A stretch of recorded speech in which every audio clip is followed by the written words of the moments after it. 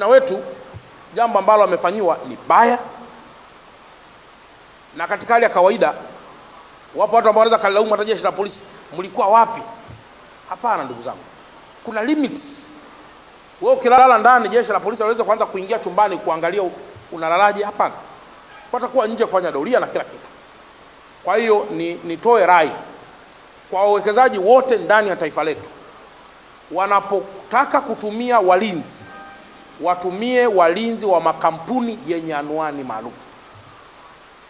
Mimi narudia, ukikuta unalindwa na Masai kwenye baadhi ya hizo camps zetu, hakikisha huyo, kama ni Masai au ni mtu yoyote, hapa tuzungumzii kabila, hakikisha mtu huyo anatoka kwenye kampuni maalum iliyosajiliwa na serikali.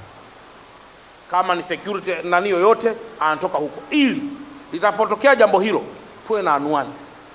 Lakini kwa bahati mbaya sana watu hupenda kutumia cheap laborers. Mnasema sisi wa Masai ni waaminifu, si nani waaminifu, lakini tukikuuliza anatoka wapi, anasema anajitambulisha anatoka Kiteto. Tukifuatilia anatoka Usangu. Lakini ni kwa nini? Ni kwa sababu you like cheap laborers, ambaye hana mkataba, ambaye halipwi vizuri, lakini unataka alinde masuala mabilioni. Kwa hiyo naomba nitoe rai kwa wote ambao tunataka kufanya ulinzi kwenye maeneo yetu, tutumie walinzi ambao wanatoka kwenye makampuni yaliyosajiliwa na serikali na yenye anwani maalum. Lakini jambo la tatu na la mwisho, serikali yetu ya mkoa wa Dar es Salaam inaendelea kulaani sana tukio ambalo limefanywa, na wawekezaji wote wasiogope kuendelea kuja kuwekeza kwenye ardhi yetu.